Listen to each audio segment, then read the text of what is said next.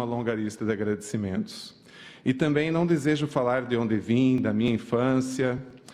Eu não tive uma história de superações. Sempre fui privilegiado, com uma família que me proporcionou educação e afeto. Eu sempre tive almoços de domingo, Natal, Ano Novo, Páscoa, viagens de férias para a praia, abrigo e segurança. Tudo que uma criança pode ter para crescer e se tornar um adulto feliz. Sempre tive um porto seguro. Mas quem sabe eu posso apenas lembrar de uma pequena história, mas já então, quando eu era um jovem adulto. Com 22 anos de idade, recém-formado na FURB, em Blumenau, com pouca experiência e muita insegurança, mudei-me para Florianópolis para ser secretário jurídico do saudoso desembargador Álvaro Vandelli, pessoa cuja humanidade me constituiu e permanece em mim. Mas as dificuldades eram muitas. Como disse, eu tinha 22 anos e eu não sabia das coisas da vida. Então, telefonei para casa, para Porto União, minha linda terra natal, pujante cidade do norte do estado, palco histórico da Guerra do Contestado e cujos acontecimentos são tão incríveis quanto a Macondo, de Gabriel Garcia Marques. O telefone tocou e minha mãe atendeu, com seu sotaque característico de filha de alemães de Stuttgart e Munique. Falei para ela que não estava aguentando, que retornaria para casa e lá seguiria meu caminho. Minha mãe, do alto de sua autoridade, respondeu: "Você não voltará. Ficará e enfrentará tudo.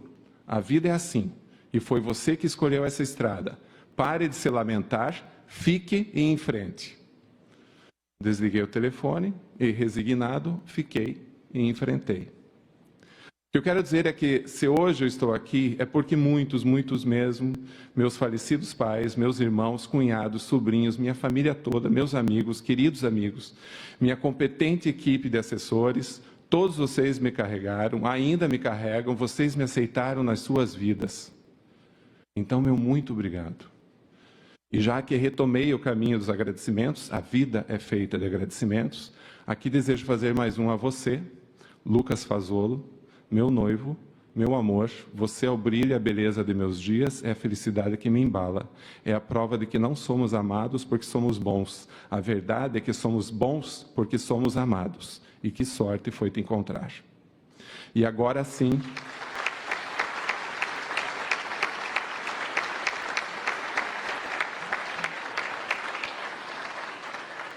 E agora sim, deixando de lado os agradecimentos, nesta etapa, quero falar de um passado recente. E sobre isso matutei bastante se eu falaria ou não. E eu resolvi que sim, que tenho o dever de falar. O Brasil se redescobriu com a Constituição de 88. Mas, parafraseando Walter Salles, diretor do premiado filme Ainda Estou Aqui, que trouxe a história do sequestro e assassinato de Rubens Paiva pela ditadura militar e os reflexos que esse hediondo crime trouxe para sua família, nós temos flertado novamente com o fascismo. Há valentões por todos os cantos, querendo governar o mundo e, por consequência, a justiça.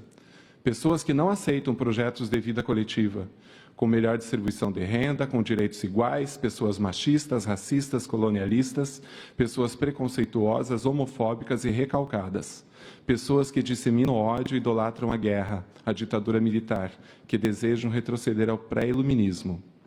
E por isso é que devemos sempre estar alertas e sempre ocupar os espaços em prol da democracia.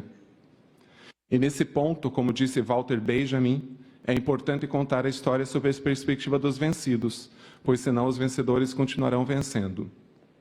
Pois bem, contarei a história de alguém que foi vencido, para que os valores morais, a dignidade e a honradez que ele sempre defendeu, fortaleçam-se como pilares sociais e cívicos e, quem sabe, um dia vençam.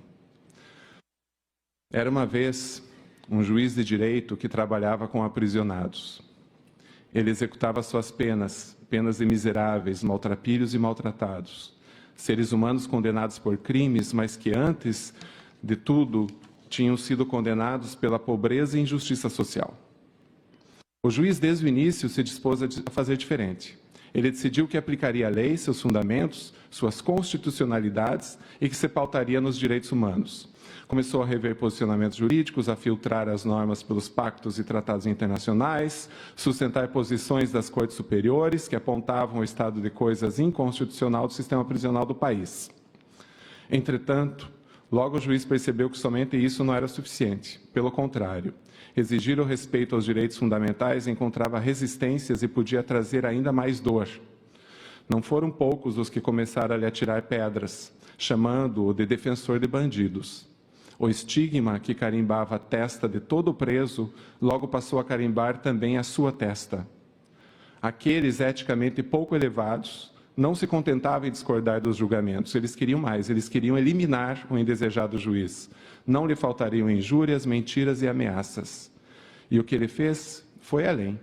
A desistência não lhe pertencia, não havia escolha, o caminho dos direitos humanos era irrenunciável.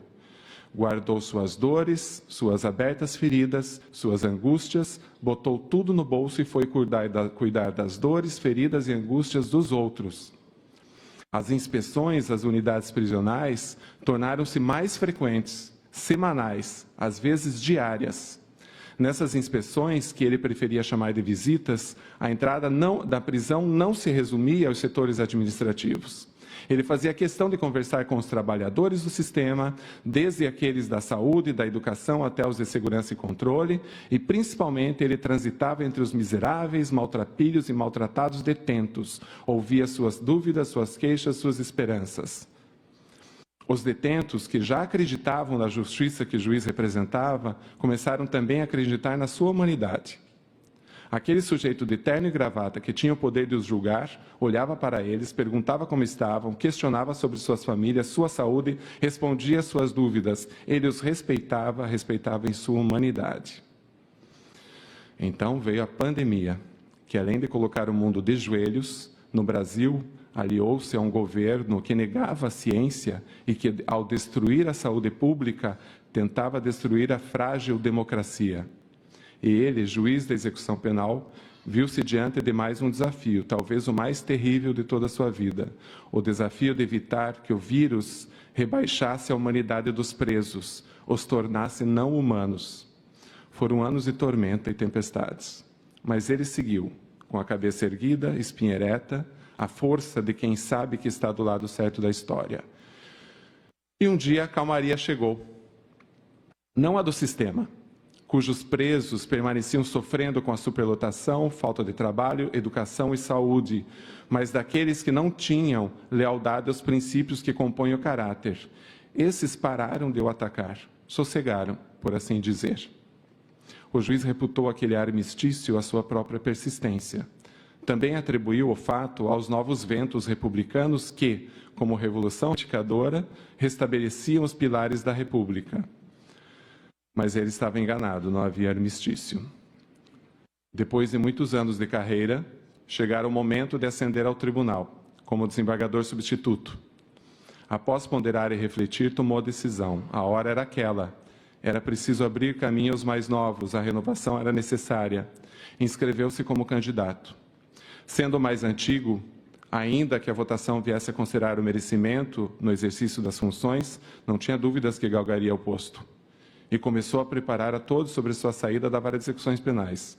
Conversou com os mais diversos setores, desde advogados, policiais penais, policiais militares, policiais civis, conselheiros do Conselho Carcerário, defensores públicos, promotores de justiça, servidores, colegas, até chegar principalmente nos presos. Sua saída das funções não poderia ser de surpresa. Isso geraria abalos estruturais. Segurança pública se fazia com confiança pública e era importante deixar tudo bem transparente, bem pontuado. Eis que na data marcada, o juiz não foi aceito. Por uma apertada maioria de votos, ele não foi considerado merecedor. Os motivos, esses não foram declarados. A recusa foi seca, insípida, mas era evidente que se devia à sua postura ética e humanista. Nova tempestade o atingiu. Ele sentiu vergonha. Vergonha perante sua equipe, seus assessores, que tanto nutriam os sentimentos românticos sobre a justiça. Vergonha por ficar abalado por algo que não se comparava à tristeza e ao sofrimento da insegurança alimentar de milhões de brasileiros. Vergonha por não ter previsto com mais concretude que aquele golpe extremamente injusto tinha data marcada para acontecer. E outra vez ele teria que se recompor, levantar-se e seguir seu caminho. Sem se altear como paradigma dos direitos humanos, o juiz conhecia a história das grandes personalidades que lutaram pelas causas sociais, pela igualdade de oportunidades, sujeitos alçados à condição de luz do horizonte ético e humano. Todos encontraram resistências, todos sofreram, todos foram, em algum momento, incompreendidos e vítimas de ataques violentos. Alguns perderam a própria vida, mas jamais perderam a dignidade.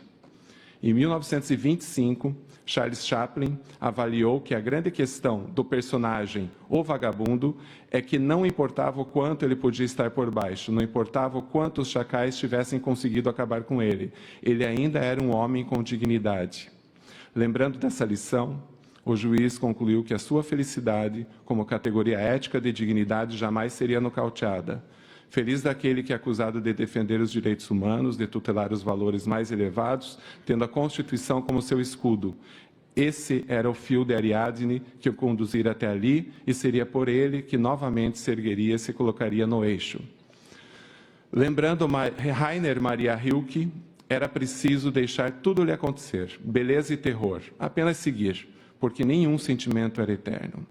E hoje, 7 de março de 2025, como falou Mário de Andrade, ao fundar o modernismo há um século, não há mais paredes, só horizontes.